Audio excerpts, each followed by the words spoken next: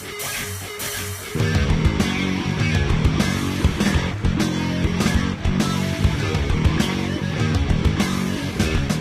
everyone, I'm Ashley Conrad and welcome to the Daily Muddy.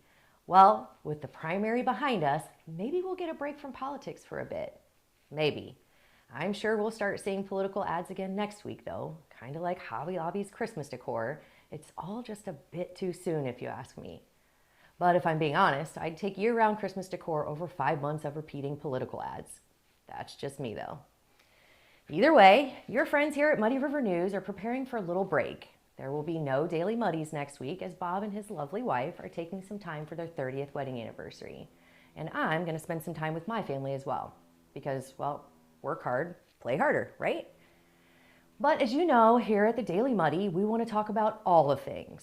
And when we return, we plan on continuing to do just that. So give us what you got.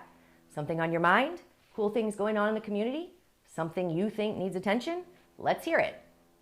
And by now, you probably all know I love talking to folks. I mean, I've always been a chatty Cathy, and although that camera freaked me out a bit when we first started doing this, I'm absolutely loving the opportunity to talk to so many of you amazing people. Whether it's a member of Team Muddy or someone from around town who has a great event, cool story, or a project to share. We love to learn more about our community and our viewers. And you guys are helping us make it happen, so thank you. We are definitely here for it. Coming up next, Bob talks to the new Quincy Police Chief, Adam Yates. Stay tuned.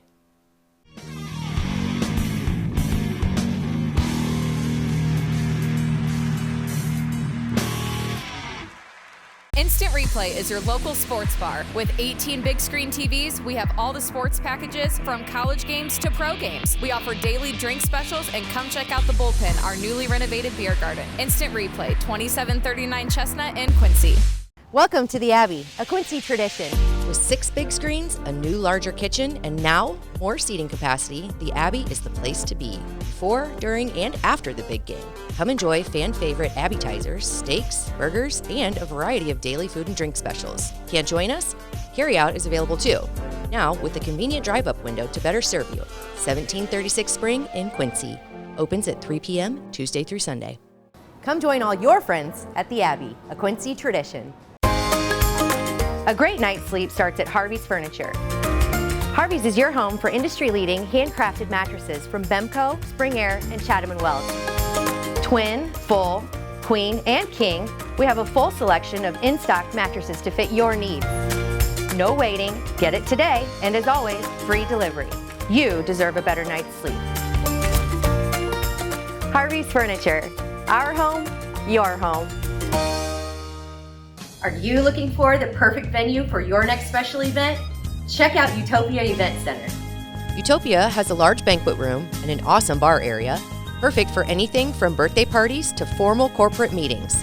It also offers a photo booth, stage for a DJ or a live band, and a fully stocked bar, all for only $300. Check us out at utopiaeventcenter.com or call Barn at 217-430-6559 for more information.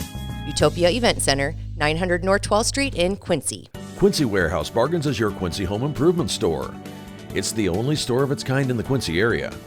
We offer flooring, mattresses, area rugs, dining sets, couches, appliances, and much more. And have more products to come so we can better serve the Quincy and tri-state community. Our staff is ready to help you find what you need to make your house a home. Quincy Warehouse Bargains, 4100 North 24th Street, Quincy. Welcome back. Here's a part of Bob's conversation with Quincy Police Chief Adam Yates.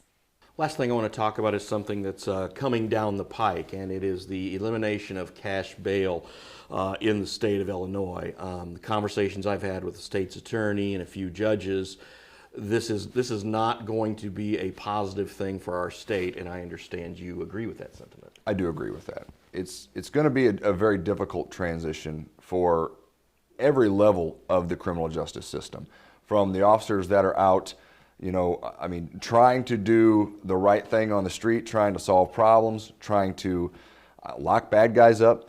It's going to make their job more difficult. They're not going to be as effective. And that's the thing that concerns me, is we're not going to be able to be as effective for the community as we would have been, say, on December 31st. So we have those concerns. Obviously, the state's attorney's office has concerns when it comes to the amount of work they're going to have to do just to get someone detained. This is going to not only affect your basic arrest that you make on the street, where the person's going to go to jail, get booked, and be released. It's going to affect investigations. I mean, we utilize the tools we have available to us right now to affect investigations. A lot of times it's easier to get victims and witnesses to cooperate and talk to us if the bad guy is in jail. That tool may not be available to us come 2023, and that's very concerning, because we've gotten very good at putting cases together based on the fact that we can keep a suspect from intimidating, witnesses and victims. It's going to be more of a frustration, I think, for the community. And when there's frustration out in the community, when these types of issues are not being resolved, generally people are going to get angry with the police.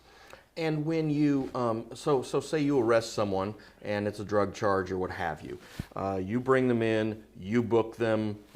How is the process going to change from New Year's Eve to New Year's Day? Well, the funny thing, and I say that facetiously, is that no one really knows right now. That's part of the problem, is there's been no training, there's been not a whole lot of literature that's been put out on how we're going to deal with these issues. But in the example you give, I mean, if an officer makes a felony drug arrest on the 31st, that person would go to jail, and that person would stay in jail until they saw a judge. The judge would set a bond, and that person would stay in jail until they posted bond. On January 1st, the particular offense, while a drug charge does not appear that it would be a detainable offense, or not something that someone would likely to be detained for, they would come in and get processed and then be immediately released. So is that again, I want to have you on later to have a longer conversation about this, but so the bottom line, does the severity of the crime matter at all? It does. Okay. So the only type of offenses that are detainable are Class A misdemeanors up through felonies. But forcible felonies are the primary offenses that are going to be the real detainable offenses. I mean, that you're talking about your robberies, your kidnappings, your major crimes. Those, even then, still require a special hearing and evidence to be put forth on why the person needs to be detained. The example that we give, and it's probably not a great one, but it does fall in line with what the statute says, is if you have a gentleman who murders his wife and he gets arrested for that murder, one of the questions they ask is the suspect a danger to the victim? Well, there's not a victim anymore because the victim's already dead. So, but the way the law's been written, the court has to take that into account, is that, well, there's technically no threat to the victim any longer because there's no longer a victim. Those are some of the issues that this legislation presents challenges for us, for the state's attorney's office, for the judges, probation departments. It's going to be a very difficult transition. It's going to take a lot of preparation, which we've already started working on, but it's really going to be a radically different way of dealing with arrests and putting bad guys in jail. So we'll have to see if there's going to be any changes to the legislation between now and the end of the year. I don't think anybody really thinks that's going to happen. So we're just going to have to be prepared for what's coming and make the best of it. All right. Well, we'll talk about that a little bit more as it goes down the pike. There are some special legislative sessions. There's a veto session. It's possible, but again, if the people who wrote the laws wanted it this way, we'll just have to wait and see, I guess. So, but we'll try to help you get the word out and see if maybe we can make some more people aware of this. That's really kind of what we're looking to do right now. We've Judge Brenner and I, along with Adam Gibson, who's very educated on this kind of stuff, and Chris Pratt with the Public Defender's Office. We've been kind of making our rounds just to educate people on what's going on. Again, I don't think any of us are under any illusion that something is going to change at this point, but we just want folks to be aware of what's coming so that everybody's, I guess, more prepared for it. All right. Well, again, we'll have a more in-depth conversation about that here in the coming weeks. Sounds good. Thanks, Chief. I appreciate it, Bob. Thanks so much. Thanks, Bob. You can watch the rest of Bob's interview with Chief Yates this weekend on Muddy River News This Week, furnished by Harvey's. That's all for today. We'll be bumping with Club Muddy tomorrow. See you then.